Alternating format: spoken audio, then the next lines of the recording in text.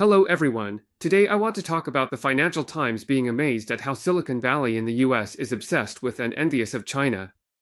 Also, Trump has caused problems. American car makers have to stop production due to missing parts, and German car companies are short on chips and can't operate. The US is raising global tariffs again and trying to suppress Chinese companies.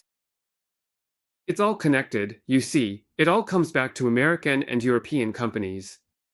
Under US direction, the Dutch government took action against the Chinese-controlled Nexperia semiconductor and seized it. But they didn't expect the consequences to be so severe. After the Dutch government intervened, China retaliated by cutting off work at Nexperia's Dongguan factory. Since 70% of Nexperia's products come from the Dongguan plant, this shutdown hit Nexperia in the Netherlands hard, and they couldn't supply many of their customers. According to a report by Germany's Bild newspaper on October 21st, due to a shortage of semiconductors from Nexperia, Volkswagen is preparing to suspend production of some key car models. The first to be affected is expected to be the Golf model at the Wolfsburg main plant, and then the Touareg model will also be impacted. The report points out that the very trigger pushing Germany's largest car manufacturer into difficulty is precisely the dispute involving the supplier Nexperia's semiconductor. Under US pressure, the Netherlands took over Chinese company Nexperia on September 30th. In response, China immediately restricted exports of related components from mainland China. Since then, some of Nexperia's semiconductors chip production has halted. This impact affects not only Volkswagen but the entire auto industry. Nexperia's semiconductors are not supplied directly to carmakers, but are integrated into components by suppliers. According to Volkswagen Group insiders, their chip stockpile will run out by next week. Production of some car models will be halted, and this shutdown is catastrophic. Volkswagen is already under pressure from declining sales in China and the US, plus large technology investments. Volkswagen Group representatives are contacting the German Labor Office to apply for short-time work for some employees, meaning reduced hours and wages. Several thousand employees may be affected. If the crisis cannot be resolved, the number of people affected could rise to tens of thousands. While German carmakers are determined, American car factories are facing parts shortages. According to the Wall Street Journal on October 19th, last week, a factory in Michigan that produces high-end Jeep SUVs had its assembly line come to a halt, and the earliest it could resume production is next month. An official from the United Auto Workers said the main reason for this shutdown is a shortage of parts. For the same reason, Ford has already suspended production at 3 factories. Due to the shutdowns at these 2 car plants, several thousand workers in Michigan and Kentucky are currently applying for unemployment benefits. In September this year, a Level 3 fire broke out at an aluminum plant, causing a production halt that won't resume until early next year. However, if they want to import aluminum to fill the gap, they'll have to pay hefty tariffs. This shutdown at the aluminum plant has disrupted Ford's production plans for several high-profit vehicles, and now it's also affecting the production of the Grand Cherokee SUV. The spokesperson for Jeep's parent company, Stellantis, said the reason for the plant shutdown is a shortage of certain parts, but didn't specify which parts. The automotive supply chain is a vast global business network, and now it's once again under the spotlight. The last time we saw a situation like this was back in 2020. At that time, a severe shortage of semiconductor chips dealt a heavy blow to the entire industry. Automotive industry executives often mention that the only thing to do in the face of such a crisis is to learn from it and avoid relying too much on suppliers. Now, problems with the supply of various components are happening at the same time. Fiorani, an analyst at Auto Forecast Solutions, said that so many issues are erupting simultaneously, it's a once-in-a-lifetime situation, and we've never seen anything like this before.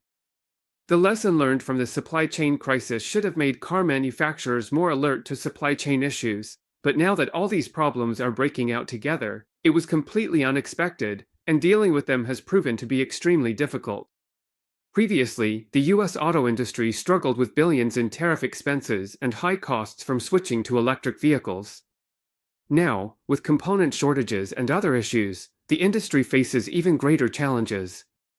Last week, General Motors said they would scale back their electric vehicle business, resulting in a loss of $1.6 billion. According to S&P Global Mobility, U.S. auto sales this year are expected to be just above the 15.9 million units sold in 2024, but next year's outlook is not optimistic.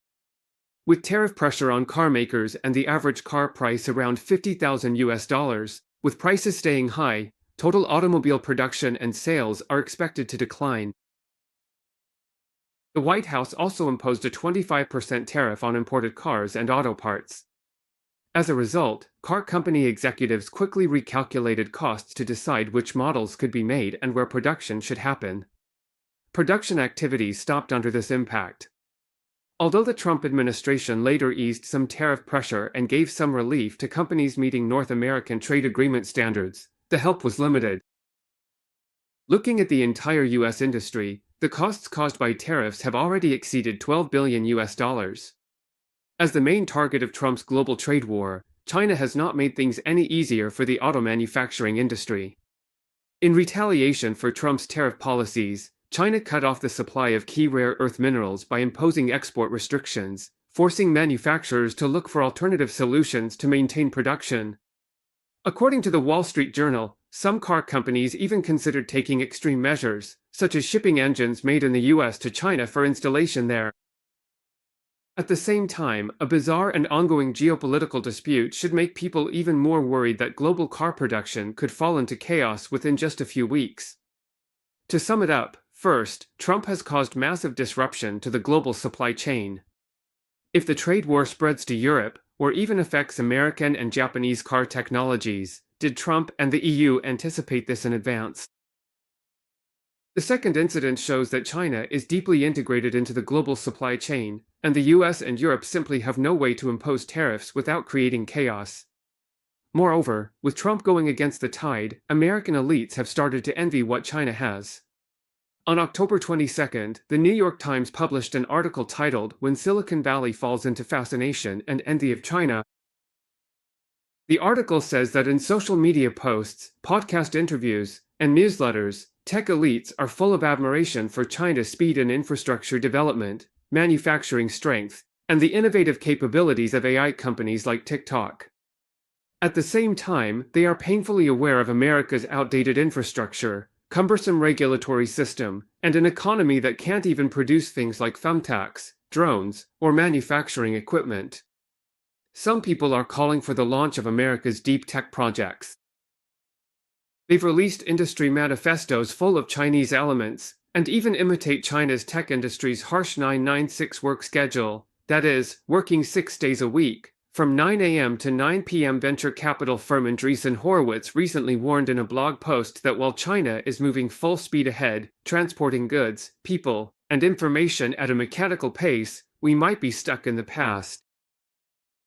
Among leaders in the energy sector and policy-focused Democrats, there's a kind of obsession with China, mixed with curiosity, anxiety, and envy. Long-held assumptions about China are being re-examined. Sometimes, Chinese companies that were once called copycats are now seen as models of research efficiency and scale. China's top-down, state-led system is no longer viewed as a political disadvantage, but rather as being highlighted as a model of effective execution. The New York Times believes that whether China is seen as a cheater or as a giant, both narratives are oversimplified responses to a complex reality.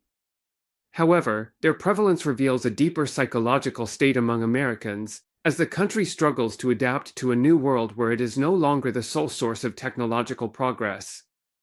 Tech writer Alaf Wong points out that, for American elites, the reality that the US is not creating the future, but that other countries are, is a hard pill to swallow. This is not just a simple matter. This is not just about technology, it's also a matter of identity. This identity crisis doesn't only affect the tech sector. When American tourists post videos of China's bridges, high-speed rail, and city skylines on social media, even those so-called doom and gloom Democrats, who are frustrated by America's inability to build housing and high-speed rail, are influenced by these feelings.